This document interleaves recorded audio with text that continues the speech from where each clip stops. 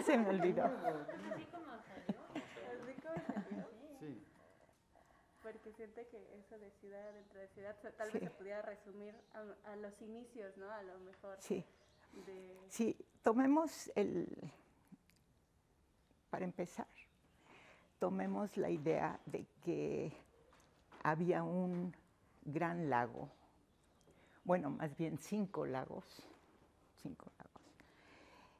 en lo que ahora conocemos como el Valle de México, la Cuenca de México, la zona que va de la Sierra Nevada a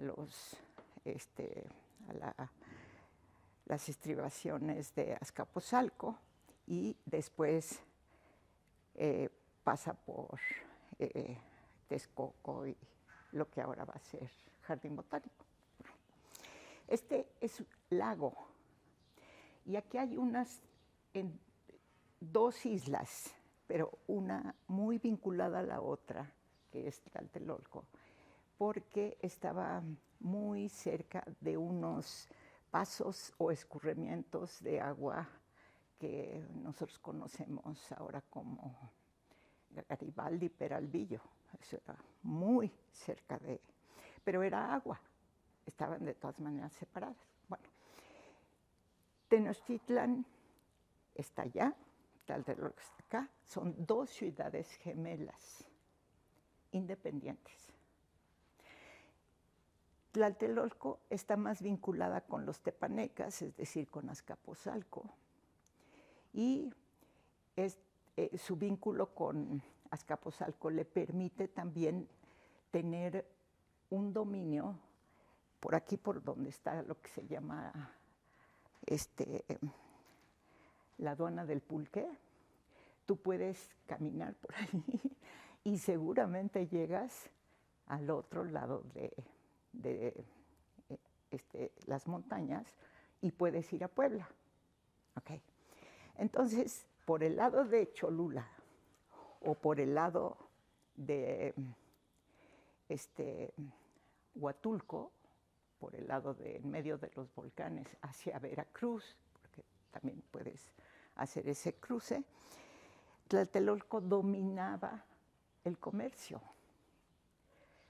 Y entonces quiere decir, y los arqueólogos han encontrado muchísima información al respecto, de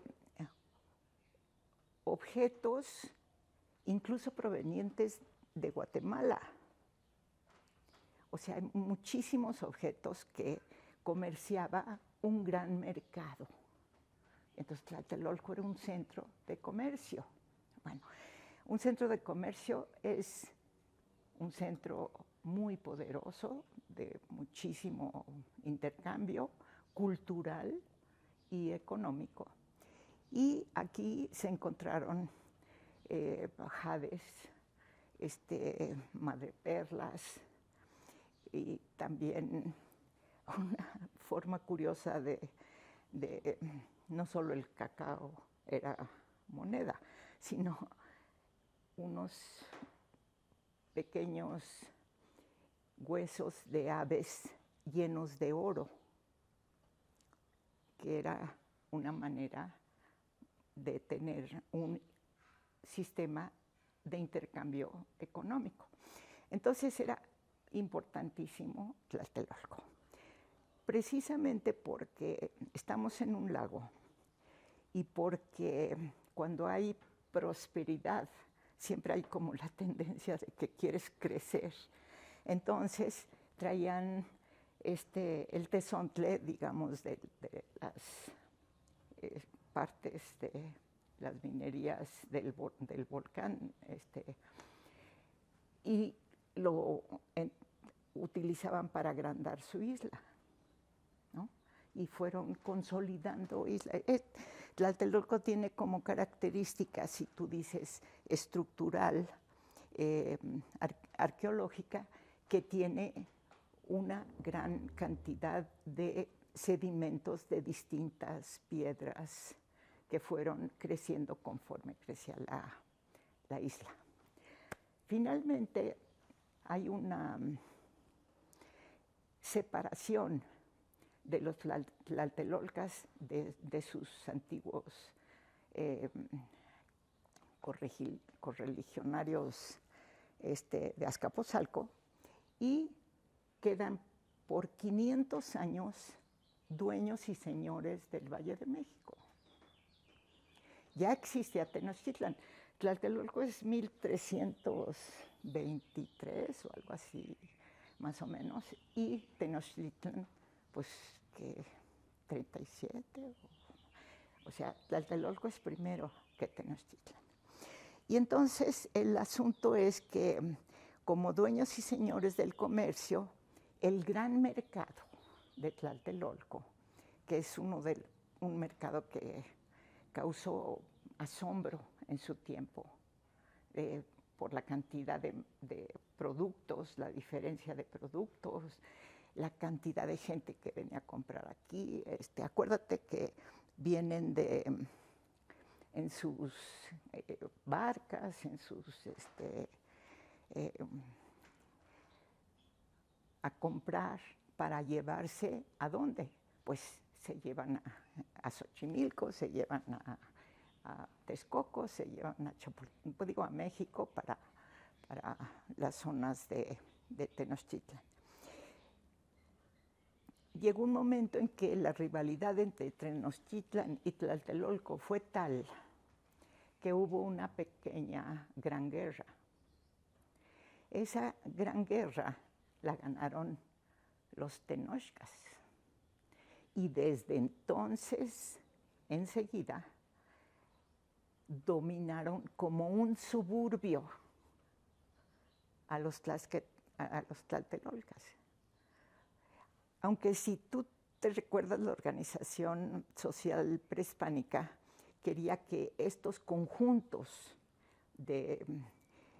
tanto de oficio como de familia formaran sus propios conjuntos comunitarios, Altepetl o distintos conjuntos comunitarios. Estos mantuvieron al interior de Tlatelolco también su diferencia de barrios.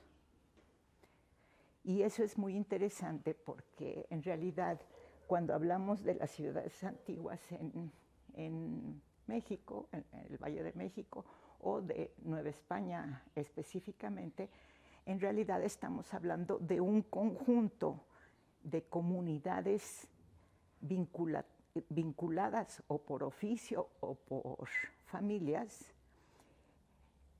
asociadas a un conjunto más amplio que tiene vinculación con las autoridades del virrey o del ayuntamiento de la Ciudad de México. Entonces, ¿qué es lo que tenemos? Tenemos como pisos sociales que no conforman una unidad perfecta, sino que cada uno conserva sus características propias. Los tlatelolcas tenían entre sus oficios también ser médicos. Y cuando se transforma esta zona en Colegio de Santa Cruz de Tlatelolco, tiene como característica que hay tlacuilos que pintan, hay médicos que saben para qué sirven las plantas, y hay, comerciantes que conservan o envían estas plantas hacia Europa. Entonces son 3 oficios diferentes con las mismas plantas. Y aquí tú tienes, los arqueólogos han encontrado púas de maguey, pencas de maguey, como es material de uso para muchísimas cosas, textiles o techos. Tú tienes madera, han encontrado madera, han encontrado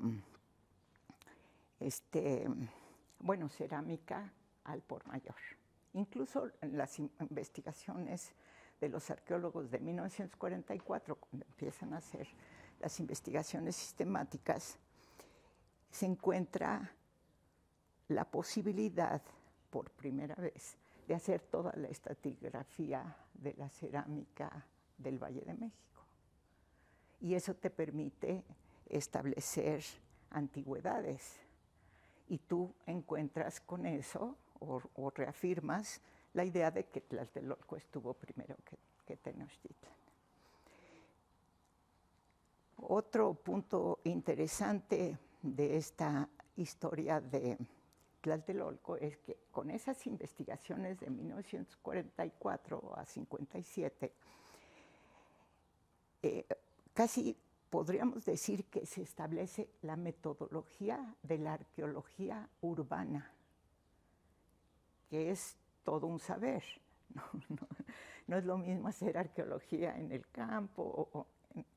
Pues, claro que trabajan muchísimo según el tipo de espacio al que se enfrentan, pero aquí lo que tenemos es ciudad sobre ciudad, o ciudad sobre ciudad sobre ciudad, como en el caso de México, ¿no? Entonces, ¿qué es lo que es interesante? En 1936 se funda el INAH. Antes sí había habido algunos encuentros de materiales, y para la exposición de 1884, la gran exposición que se hizo en Moneda 13, donde se presentaron las mejores piezas halladas en el Tecpan de Tlatelolco, tú tienes que, a partir de que el INAH entra, digamos, a ser el conductor de las tareas de protección del patrimonio, tanto arqueológico como construido colonial, tú encuentras que son muy importantes estas excavaciones de 1944 porque la Ciudad de México estaba creciendo muy rápidamente. Es cuando hay como una especie de boom de crecimiento urbano, y los arqueólogos encuentran que o rescatan o se pierde. Es imposible, o mucho más difícil. Luego tienes que destruir un edificio para hacer una excavación. Se vuelve un poco más complicado.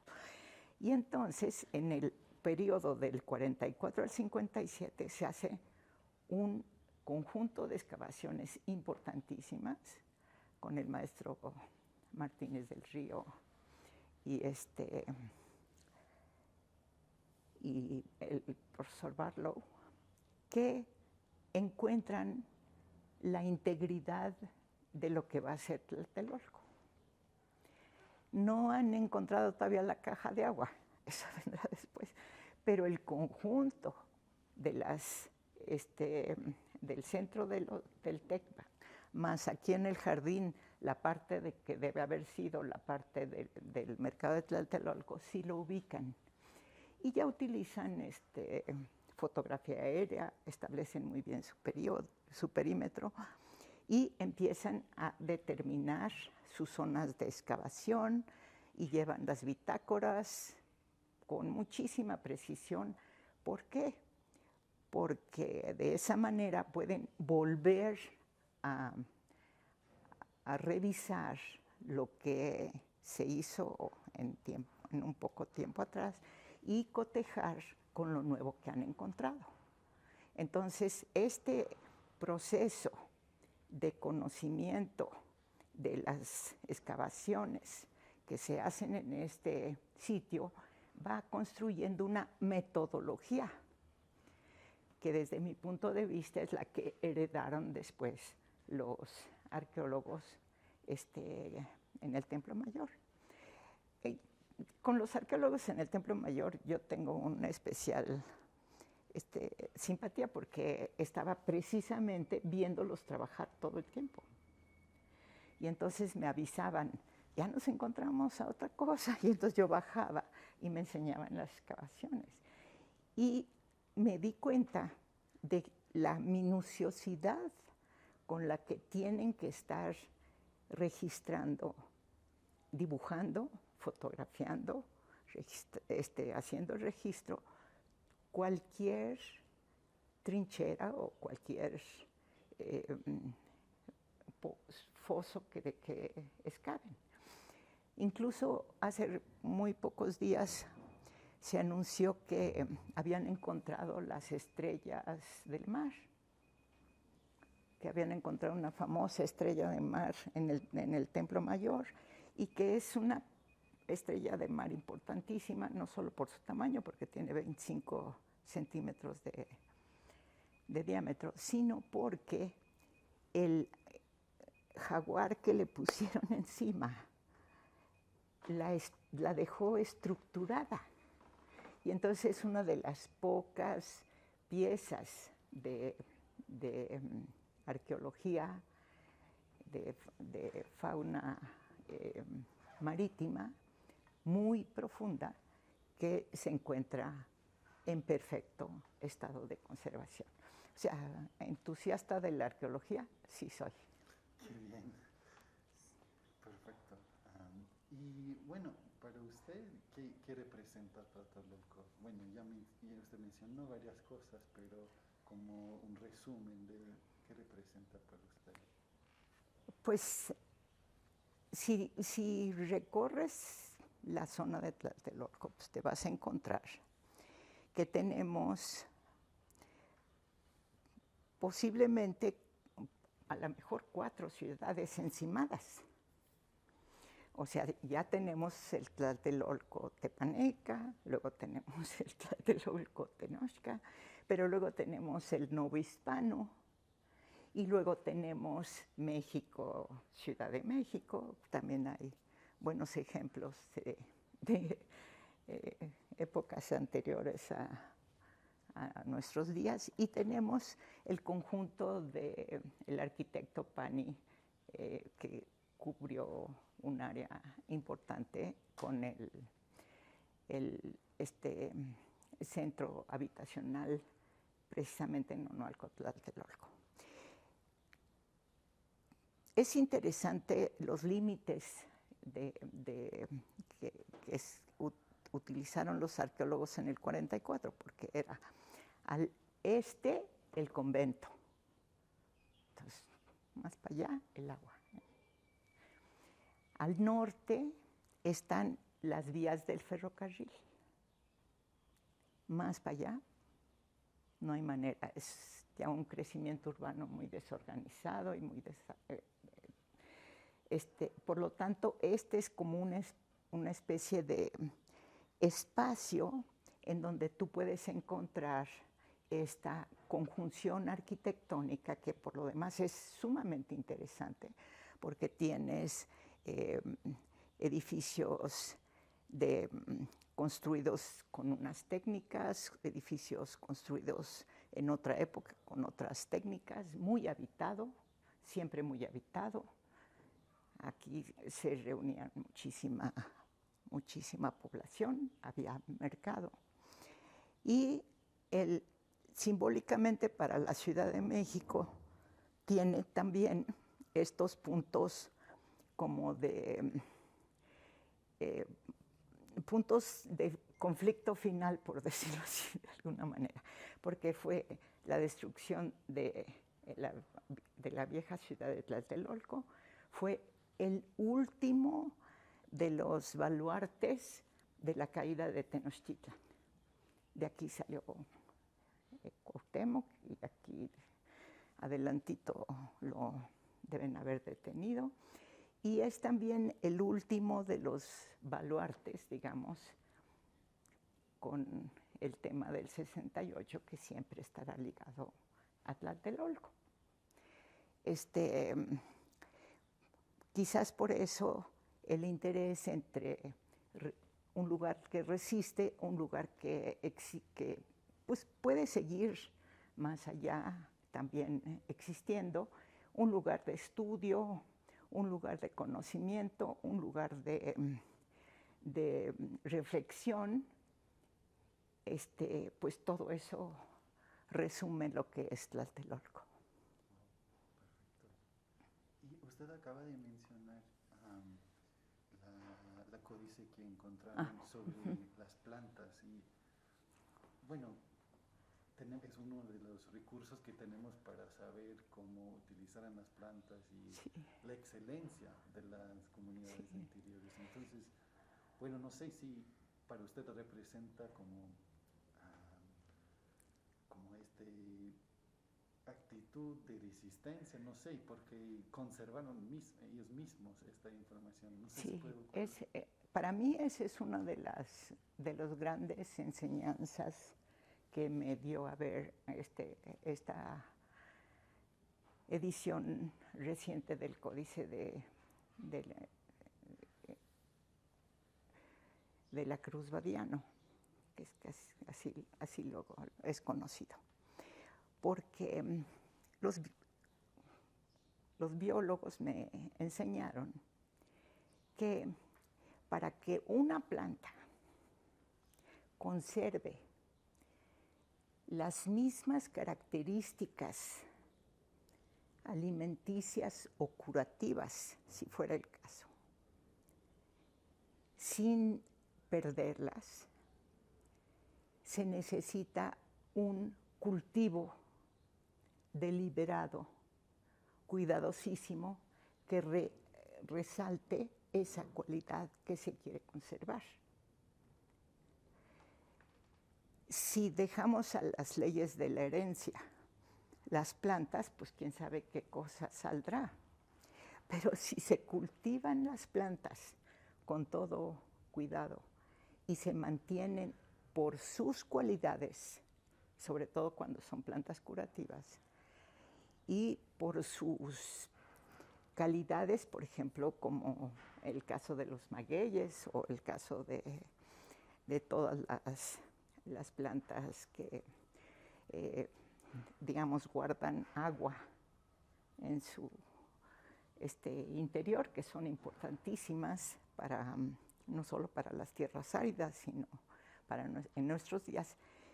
Tenemos que entender que ese trabajo lo hicieron con muchísimo cuidado durante muchísimos siglos.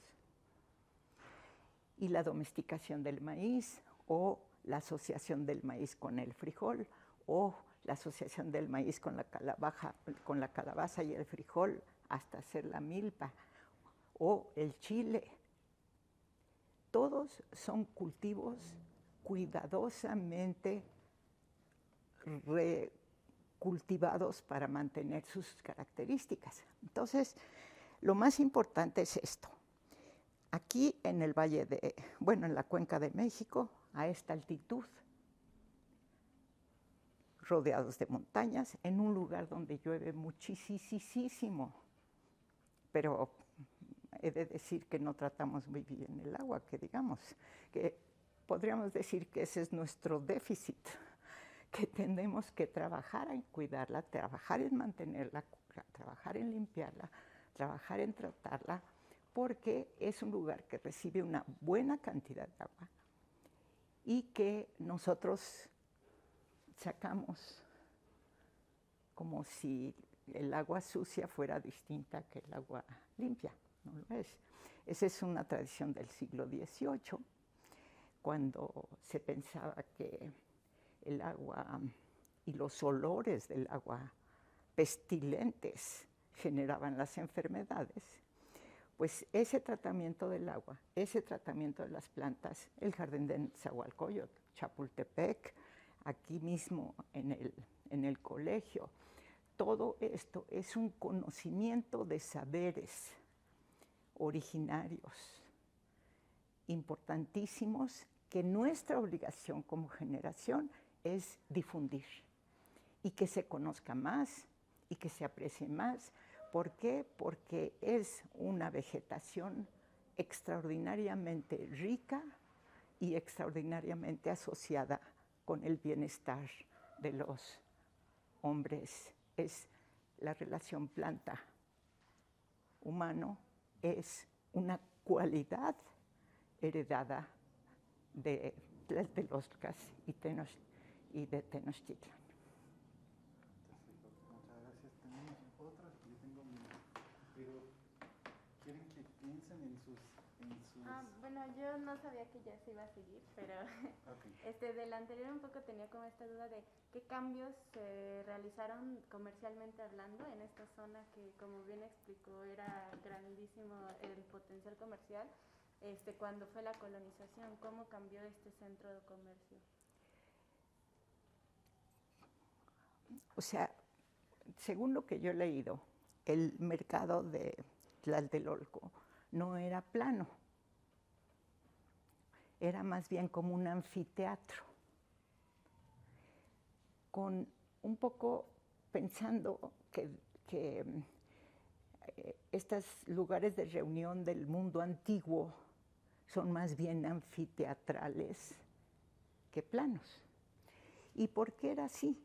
Porque acuérdate que es una sociedad muy ceremonial, muy ceremonial, y saluda a la primavera, saluda al verano, saluda al otoño, saluda todo este proceso de vinculación, no solo con la naturaleza terrestre, sino también con los astros y el proceso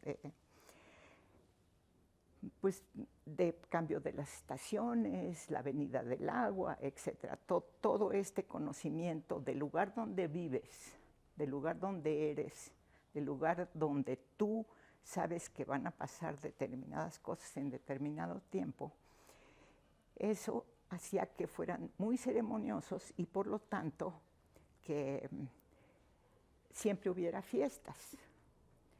Y si siempre había fiestas y siempre había mercado, ¿qué más quieres? Puras ferias. O sea que era un lugar interesantísimo desde ese punto de vista. Incluso yo me atrevería a decir que el modo comercial que después caracteriza a Tenochtitlan, el de feria, cuando llegan las telas de Filipinas, cuando se va la plata a España, cuando llegan las telas de España, siempre había feria. ¿Esto qué quiere decir? Que se apostaban gallos y que se hacían toros y que se jugaba el palo encebado y todo. Una enorme cantidad de actividades porque tú, cuando vas a comprar, y si tú haces una observación de cómo compras, pues le das como vueltas hasta que te decides. Y si en estas vueltas tú estás mejor divirtiéndote, pues entonces con más ganas compras. Entonces, no creo que haya cambiado demasiado, pero sí creo que hubo una especie de división hacia mercados locales. O sea, como se implosionó, pues, porque el conocimiento comercial de estas zonas, después nos los encontramos en Cholula, después nos encontramos en distintos lugares que van formando también sus conjuntos comerciales importantes. Era una vinculación de nodos comerciales. Estamos muy modernos, ¿verdad? Sí. Bueno, uno de los temas principales elegidos, creo que por su grupo, es como los espacios de Tlatelolco son testigos de la transformación que es las transformaciones de la sociedad mexicana, de la historia. No sé si puede compartir un poco sobre... Creo que tienes razón. O sea, quizás la mayor enseñanza de Tlatelolco es precisamente que esa riqueza de mezclas, esa riqueza de culturas, lo que es un mercado, literalmente un mercado, a donde vienen de muchísimos lugares y se encuentran y traen otras tradiciones, etc. Van construyendo también un concepto de aceptación, de interés, de tolerancia, de entender que el mundo es mucho más grande de tu pequeño lugar donde comúnmente habitas. y por lo tanto que hay un mundo detrás de tu mundo y que puedes cruzar los volcanes y que puedes llegar al mar y que puedes hacia abajo llegar hasta, te digo, Guatemala y al Pacífico. Es decir, es un punto que nos permite reflexionar. Por un lado, sí que resiste una cultura, pero sí que se expande. Y lo mejor de las culturas es que se expandan, porque una cultura que no se comunica, que no se conoce, que no se da a conocer, pues se acaba muriendo. Y por eso la obligación de todos los que de alguna manera tenemos que escribir libros, dar conferencias, es expandir, expandir, dar a conocer, dar a conocer. Gracias. ¿Algo más sobre la transformación que quieras saber? Sí.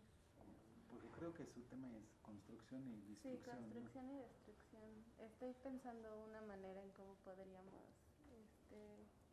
hilar de lo que se acaba de mencionar con tal vez una siguiente pregunta. Es que, bueno, lo que nos queremos basar un poco es como este cambio, pues, de cómo el comercio, por ejemplo, que ya era más globalizado, que por lo que tengo entendido se expandió, el cómo cambia este aspecto cultural, bueno, ¿no?, de la sociedad. Y, por ejemplo, una cosa de las que menciona es que, pues, todo, o sea, este estilo de feria se hace porque desde siempre se ha tenido hasta cierto punto una religión o bueno unos rituales que se realizaban que antes eran muchísimo más anudados a ese aspecto, ¿no? Que los dioses, que agradecer, que tal vez. Entonces, este cambio tal vez religioso, ¿cómo se destruyó, cómo se creó, qué implementaciones tuvo en Tlatelolco? Pues no para. En realidad, si tú te pones a ver, eso es lo que tenemos, tenemos contactos, digamos, contactos con otros, reconocemos que existe alguien distinto a nosotros, reconocemos que alguien puede dominar más algún tema que nosotros, ¿no? Y que por eso la transmisión es tan importante. ¿Y la transmisión qué es la transmisión? Pues independientemente de que ahora aprovechamos estos impresionantes sistemas digitales para transmitir, transmitir siempre es contar. Es saber contar para atrapar al que va a leer. Ese es el arte, digamos, de la transmisión. O saber subirte un escenario y hacerlo lo suficientemente bien para atrapar a tu público. Okay. Entonces, esta relación de transmisión siempre es de alguien que recibe y alguien que da. Sin monetarización de por medio. Que eso tal vez pueda ser uno de los puntos en donde haya una diferenciación en tiempos posteriores en donde toda esa transmisión se mercantilizó. Pero tú puedes decir, contar tanto de las tradiciones orales, de las formas tradicionales de repetir y cantar o contar, o de las formas comerciales actuales, es repetir, cantar y contar. ¿Y cree que esto, bueno, la creación de la iglesia, de la parroquia, del exconvento, gran tema, relacionada? Gran tema. Mira, es curioso. Aquí en la Ciudad de México estuvo la Inquisición. La Inquisición tenía como tarea, y todos saben que es una tarea muy complicada, censurar. Esa era su tarea. Entonces tenía que decir, este libro se puede leer, este libro no se puede leer. Imagínate. Pues aquí estuvo la Inquisición, hubo más o menos como 60 y algo de conventos en esa época, 20 y tantos templos, o sea, no era una sociedad muy abierta, que digamos, era una sociedad tradicional. Pero te voy a comentar una cosa, que es de lo que yo aprendí en el centro histórico y que verdaderamente me dejó extraordinariamente admirada. Bueno, el canon romano, el canon que indica desde tiempos del Renacimiento cómo se debe de hacer un templo, el canon romano, ¿ok?, dice que todas las iglesias deben tener su principal fachada hacia donde sale el sol. ¿Por qué? Porque era que sale el oriente y se mete en el poniente. Bueno, canon o romano, difícil de desobedecer, menos por los inquisidores. Y resulta que México tiene su catedral con puerta al sur. Al oriente está el Templo Mayor. Al poniente hay una puertita así que se utiliza de vez en cuando para algunas de las ceremonias. Y al sur es la fachada cerrada de los altares. Bueno, ¿por qué? ¿Alguien me puede explicar por qué? Pues porque abajo de ahí está Tenochtitlan. Y Tenochtitlan era de otra manera. O sea, su principal punto era el sur. El norte era la tierra de los muertos. El sur era la tierra, digamos, de donde venía el agua, por donde entraba los colibríes, ¿no? Pues de Churubusco, no de otro lado. Entonces, ese sur es el que trae los mantenimientos. El oriente es por donde sale el sol y el poniente por donde se mete. Muy bien. Ese mapa es un códice.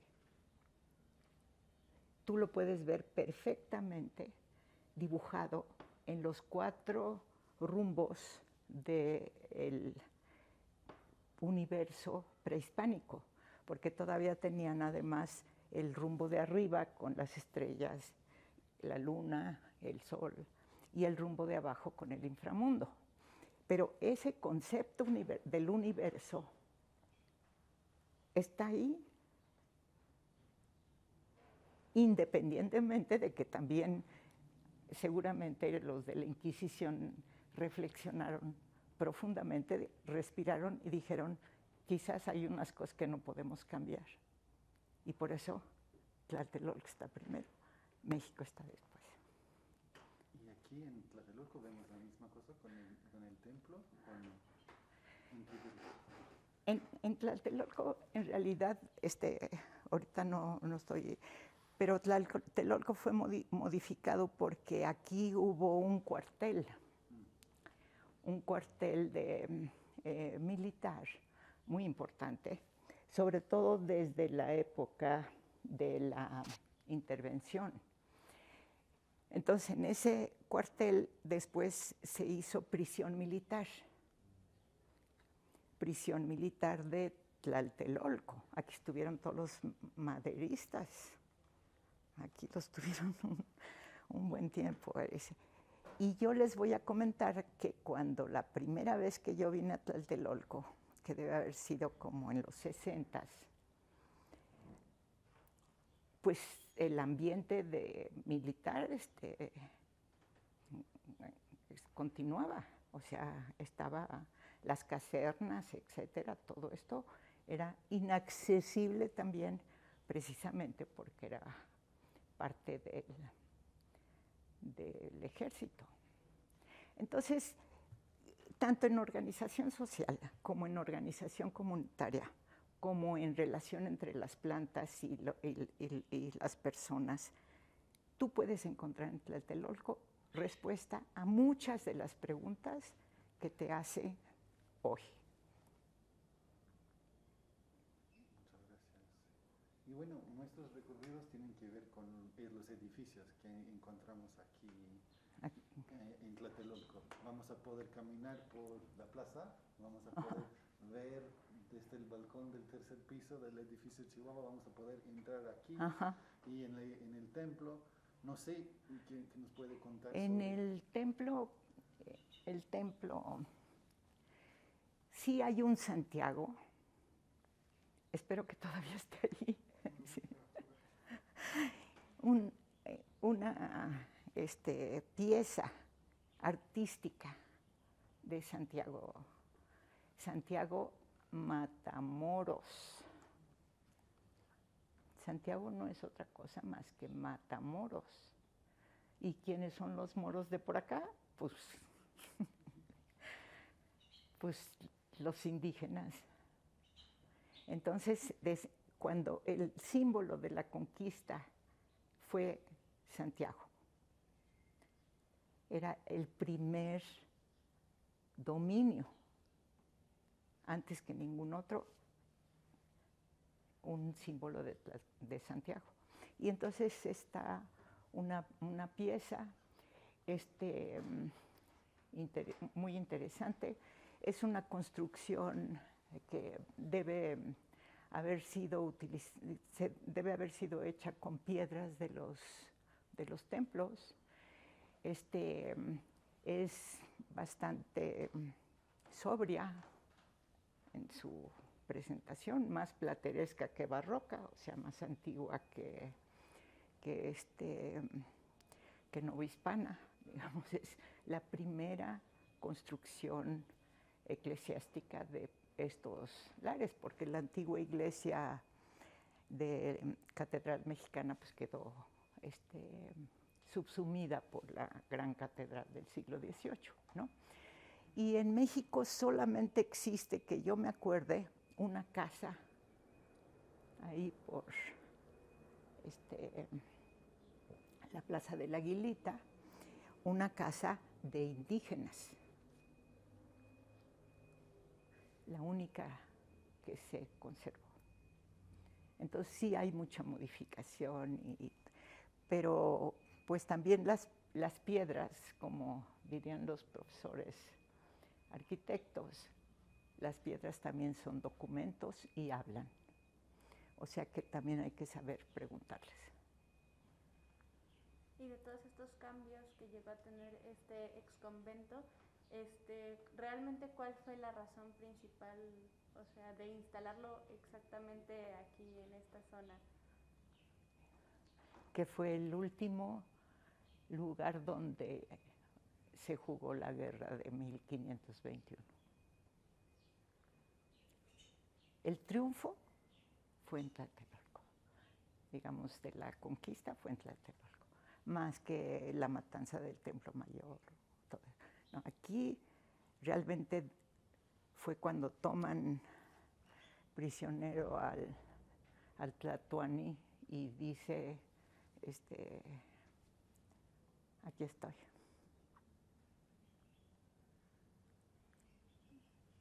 ¿Preguntas? Uy, ¿qué es esto? ¿Tienen otras preguntas que tienen que ver con la resistencia o porque su tema tiene que ver con la resistencia, ¿no? Bueno, son interpretaciones. ¿Sí? Aquí también son lecturas propias, lo que tú acabas concluyendo de tus lecturas que haces, ¿no?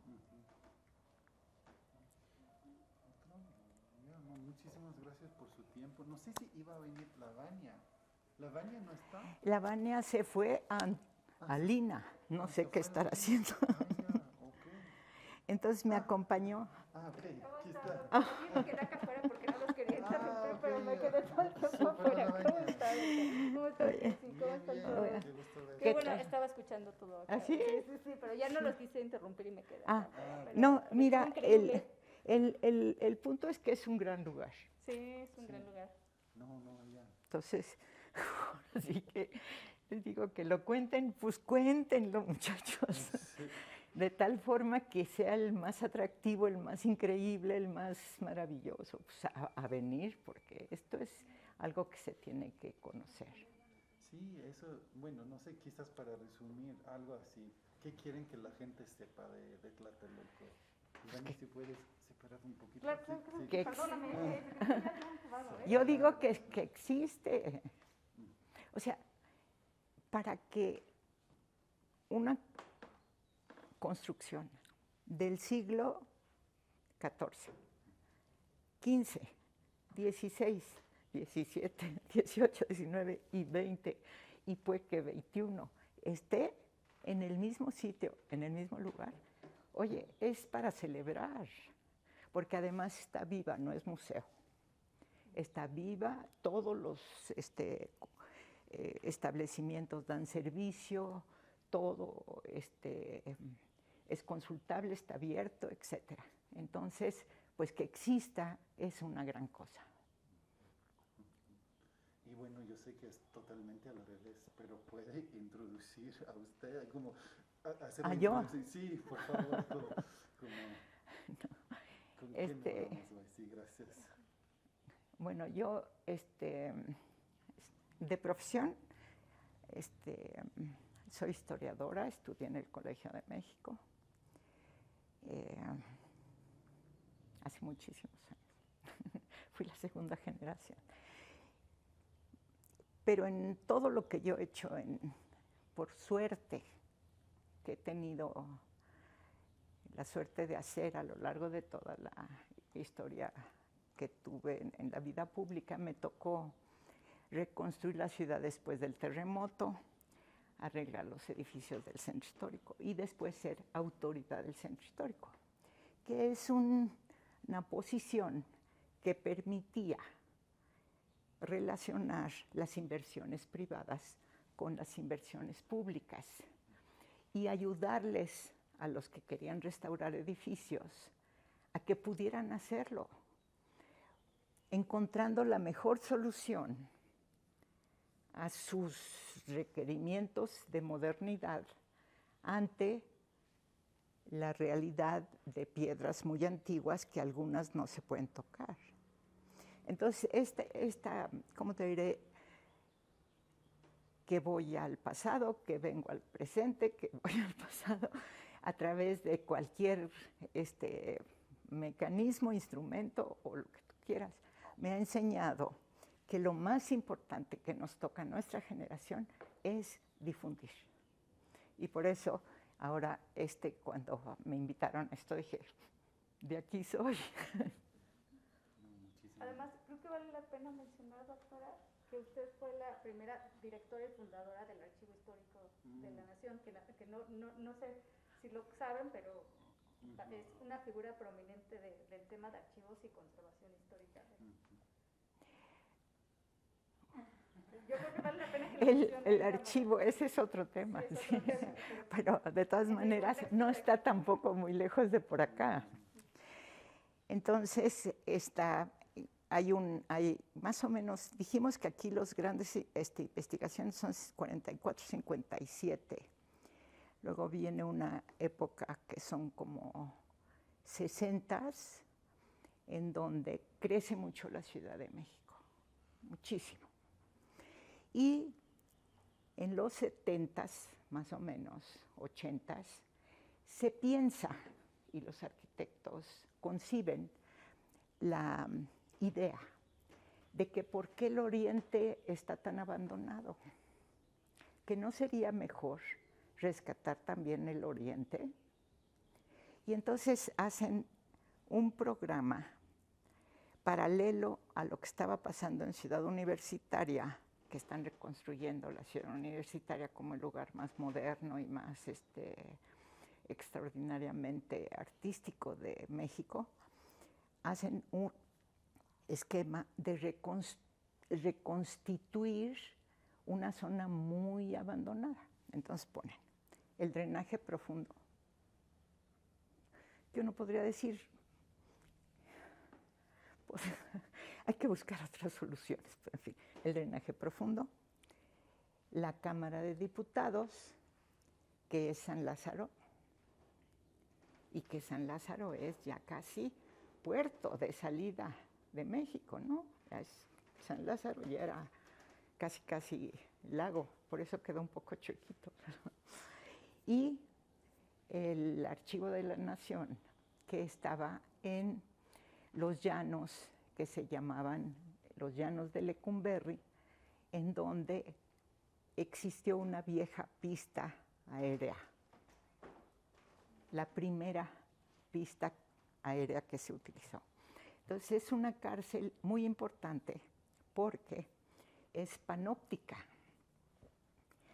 Y las cárceles panópticas, o sea que siguen el principio de que domina el que ve, no el que es visto.